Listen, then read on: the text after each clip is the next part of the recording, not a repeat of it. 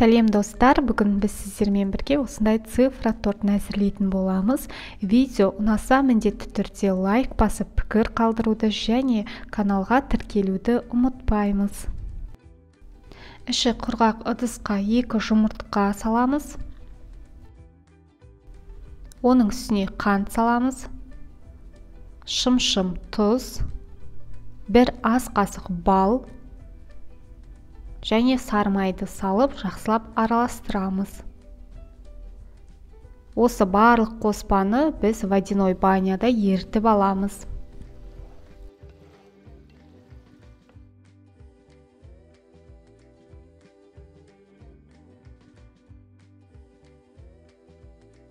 Барлық масса біркелкі еріген соң, үстіне 1 шай қасық ас содасын салып тағы да араластырамыз.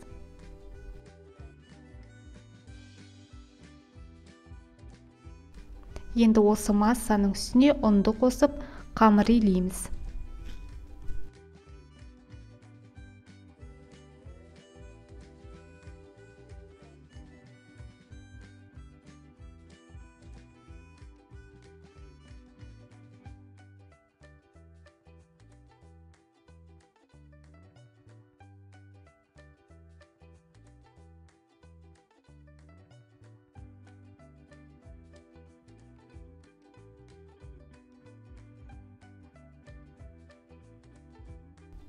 Дайын болған қамырымызды пищевой пленкаға орап, немесе пакетке салып, жарты сағатқа морозильникке немесе 1 сағатқа холодильникке қалдырамыз.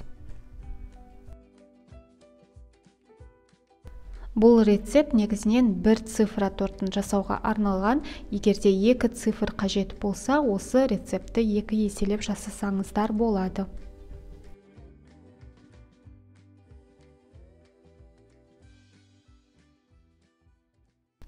Жарты сағат морозильникте тұрған қамырды алып, енді бөліктерге бөлеміз.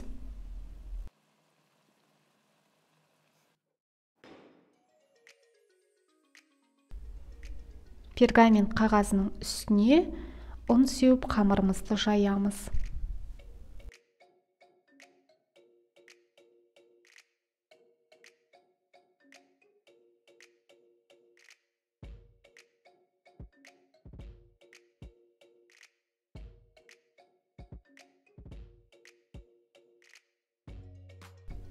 Дайын болған қамырымызды енді арнайы цифрлы пленкамен кесіп аламыз.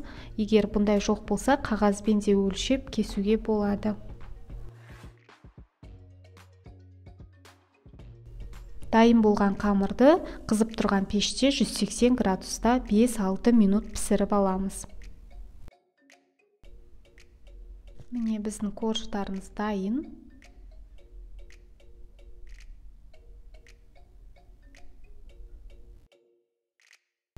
Енді кремін дайындауға көшеміз. Бізге 33-35%-ық 600 грамм сливки қажет болады. Сливкиді кремге айналғанға дейін миксерлейміз.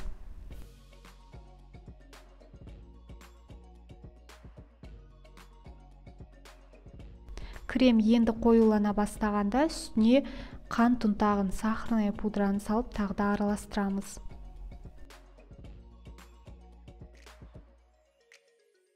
Одан соң үстіне творожный сыр саламыз.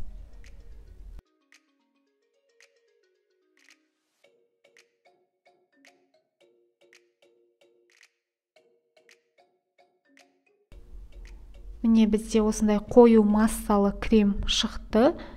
Жақсылап араластырамыз енді қасықпен.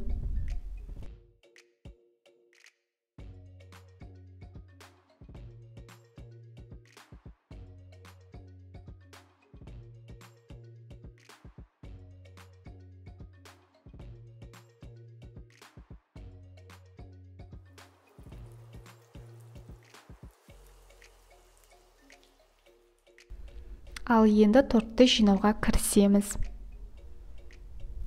Кремді осындай дөңгелек етіп, вупи пай тортының шариктары секілді жасаймыз.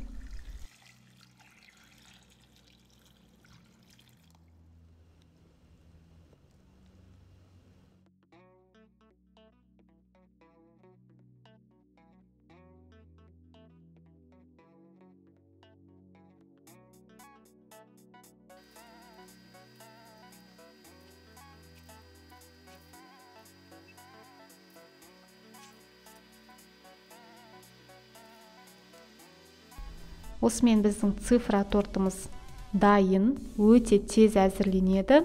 Видео ұнаса міндетті түрде лайк басып пікір қалдыруды ұмытпаңыздар, және каналға міндетті түрде жазылып қойыңыздар. Барлықтарыңызға ас болсын.